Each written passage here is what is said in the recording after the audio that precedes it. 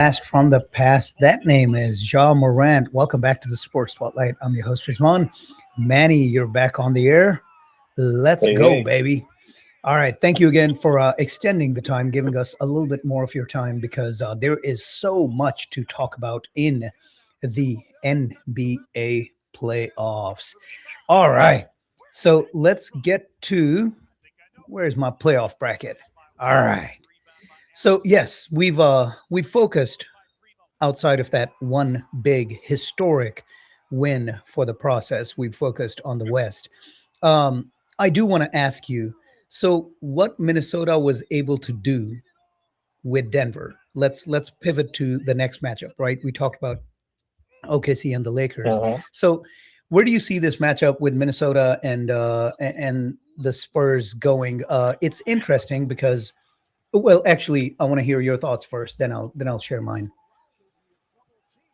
Yeah, I mean, San Antonio is playing just as good as any team has. I think other than OKC, San Antonio is a clear favorite in my eyes. Mhm. I'm thinking both, teams are doing so well. I think, the way Minnesota has played without Anthony Edwards and those stars have stepped up, especially McDaniels and Shannon Jr. I still see, you know, the Spurs winning the series, but I do think Minnesota is gonna be very tough at They home, might put up a especially fight. the way they've played so far. So Yeah, it's gonna be an interesting series, but I still got the Spurs coming out of it. Maybe it'll be 4-2. I don't think it's gonna go 7 games, that's for sure. But it'll be certainly a little bit tougher for San Antonio than they had in m- the first round. might not be a cakewalk that it appears. So your analysis is what I'm falling back on. The fact that they were because Jokic is not a rim protector. These slashers were able to take it to the hoop. Yep. They're not going to be able to do that against Wembayana. I mean, they No, ain't doing that, right? not at And all. if that doesn't work and their threes aren't falling, it's going to be. I think the Spurs are going to make short work of it. There's just the Spurs have accumulated so much talent, man. Yeah. It's not just Victor, right? It's not just him. It's Castle. It's Harper. It's just player after player. I mean, they've got so many top players on this, so much talent accumulated, and with that rim protection that Wembanyama uh, uh, delivers, I just don't see Minnesota making much of a dent in there. So yeah, I mean, look, you're right. I don't think it's going to be a sweep. It's Minnesota plays really, really well and has played consistently in this series really well at home. Um, but I wouldn't be shocked if it's a 4-1 win. But yeah, might be they might be able to get a couple of those games at home. But yes, it's going to be.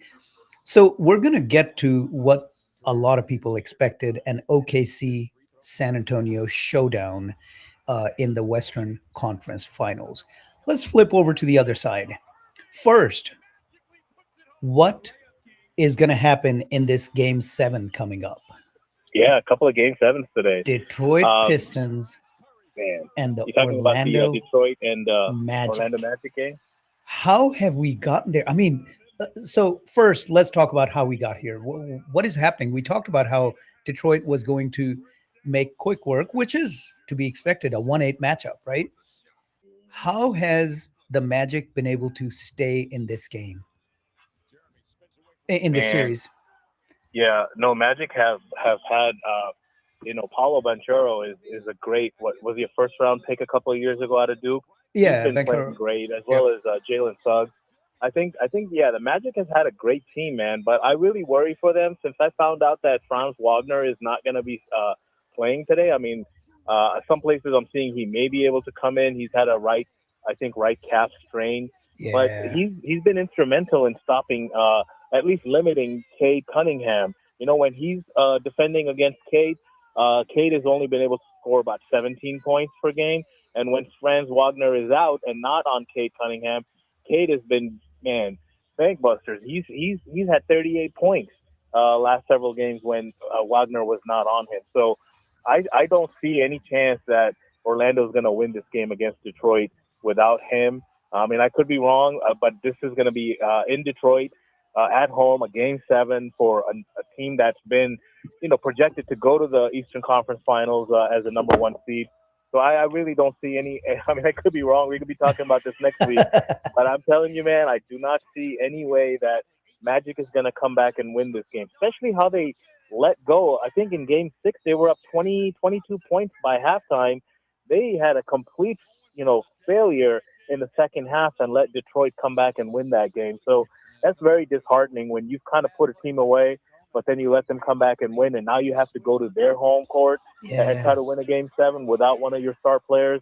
So it's going to be very tall order for Orlando today. Yeah, and the thing is, it's not just the fact that they lost that game six to the Pistons.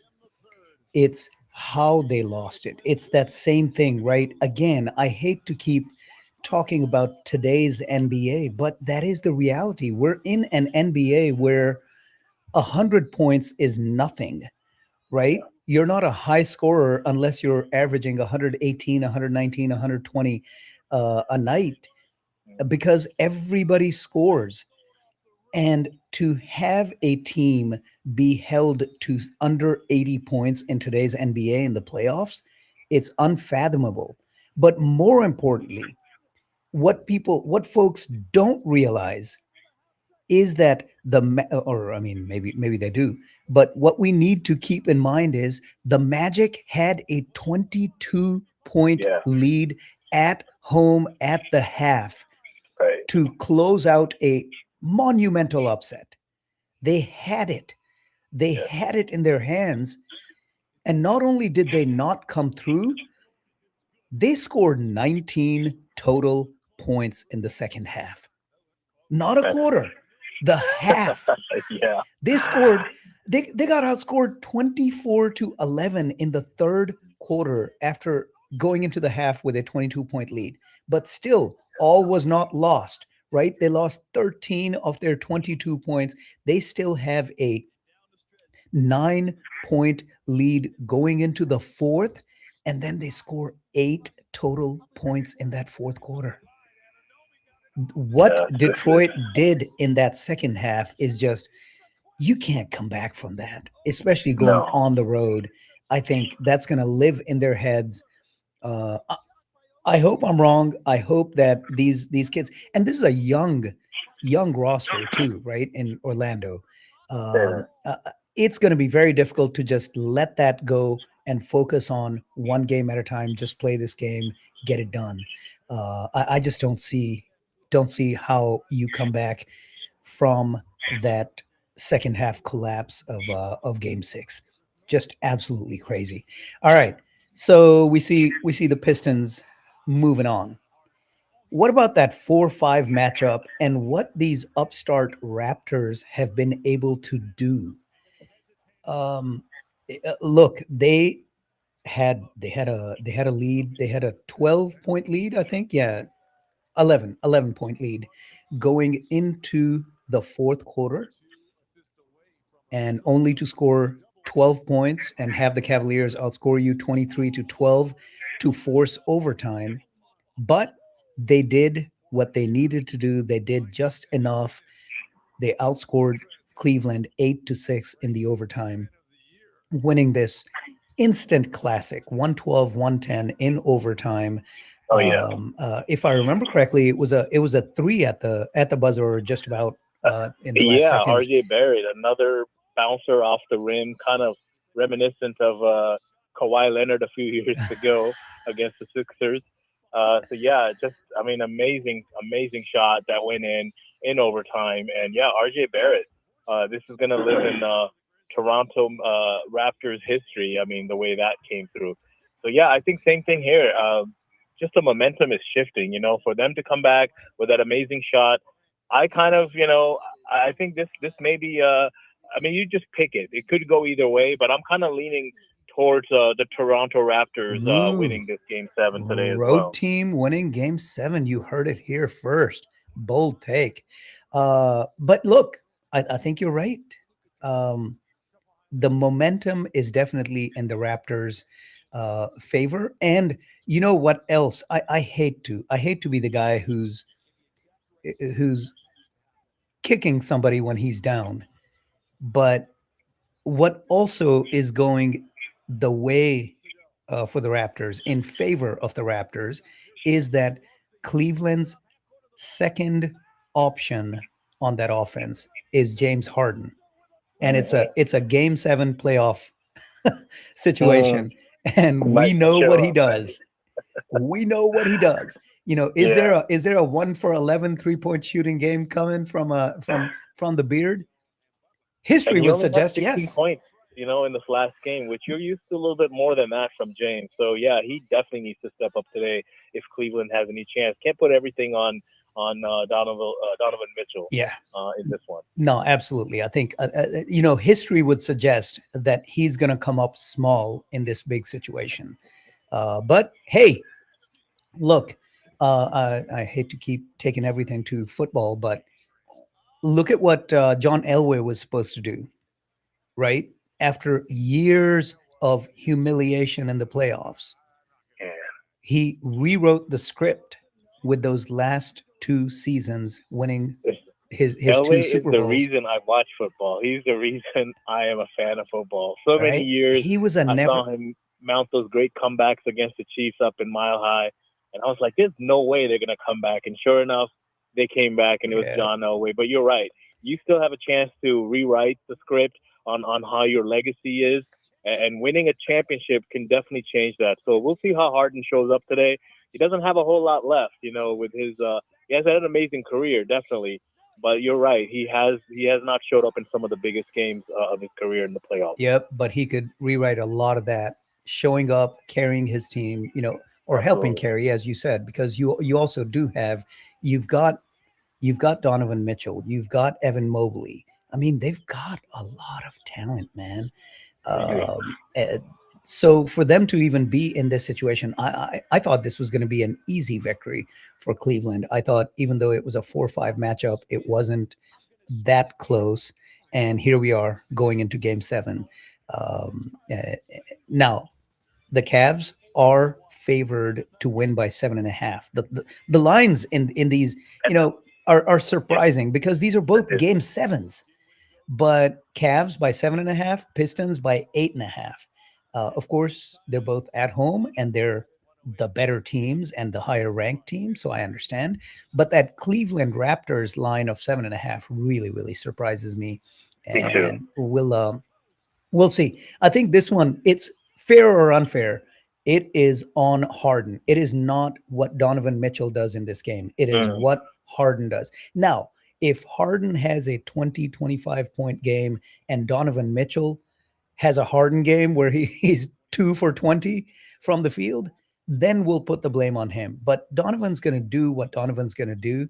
I think it is what Harden does in this game that's going to determine whether or not the Cavs are going to be moving on from here on. So I think we're kind of split. We're saying it's a toss up. Mm. I would say Cleveland wins. My only worry is that they have Harden on the roster and it's a playoff Game 7, which is Valid. That's valid. yeah, but it's not based in reality, but it's based in reality, right? Because he's done it over and over. So, um, but whoever comes out of here, they've got a legit shot against Detroit now after Detroit's been kind of somewhat exposed against Right. the Orlando Magic in this series, right? I think Detroit is not as dominant a playoff team as it was in the regular season. Absolutely. Okay. They got a shot for sure. All right. Well, let's get through these Game 7s. But of course, we'll be one way or another, we'll be deep into that series, whoever comes out of it. I we're gonna end up with Orlando versus Toronto, aren't we? Oh my God, that'd be crazy. All right, let's talk about the Knicks. The Knicks made look. They had some difficulty with the Hawks, but when push came to shove, the last two games, the Knicks made short work of them, and here we are Knicks 76ers, a rivalry going back to the 70s and early 80s with Willis Reed and Dr. J and those guys. Um, this ain't that, right? I mean, look, this is strength on strength. The 76ers play good defense with opportunistic offense. The Knicks are offense with an opportunistic defense, but the strengths here are polar opposites. So it's just going to be whoever has the stronger will to impose their style of play that's gonna win this series, right?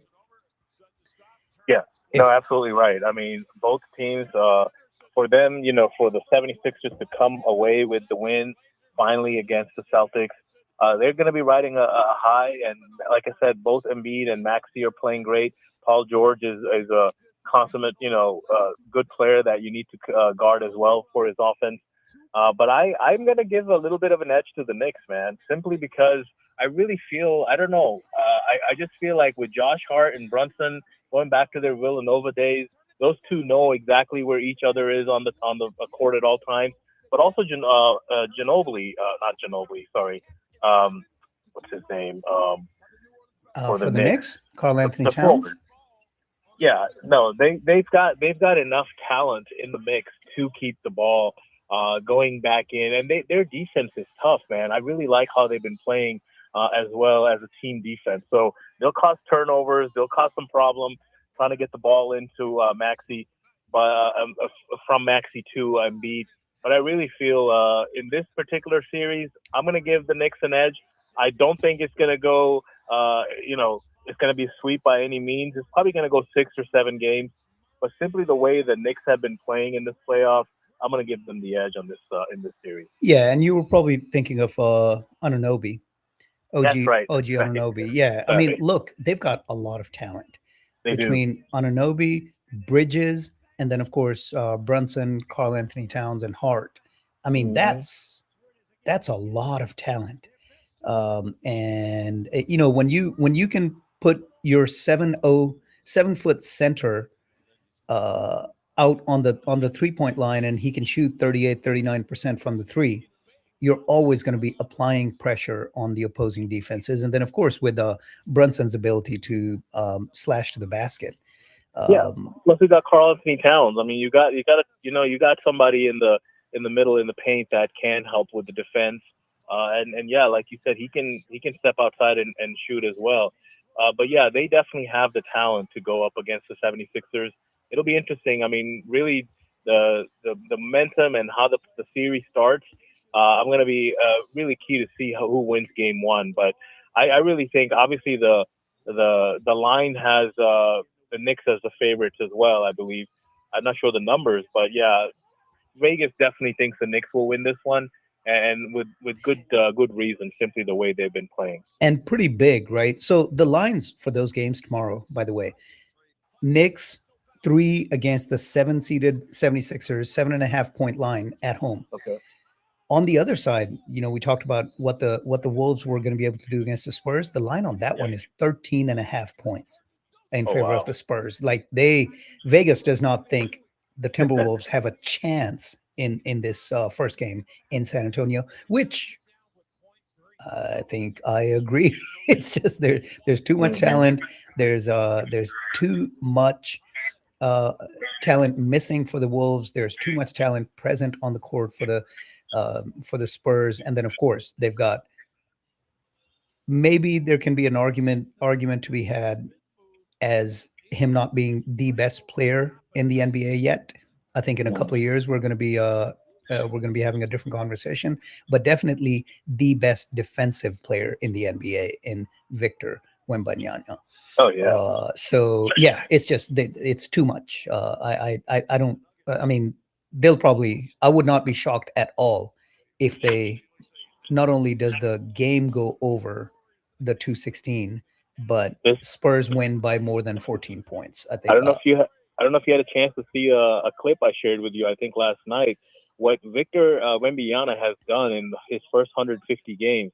He's had more points, I believe, than Jordan in his first 150 games. More blocks than Hakeem. and more 3-pointers Pointers than than Steph Steph Curry. Curry. I hadn't So seen it, but I've seen that. I've seen that stat before. It's it's insane. crazy. Yeah, it's insane, man. It is So yeah, I insane. think I definitely have San Antonio winning this series as well. Yep. So the Knicks and the Sixers is going to be interesting, but that's for tomorrow, and we will get to that. So right now the focus is games 7 today. Yeah. All right, real quick. I do want to look. I am not. I don't watch the horses. I report because it's part of sport and I cover sports.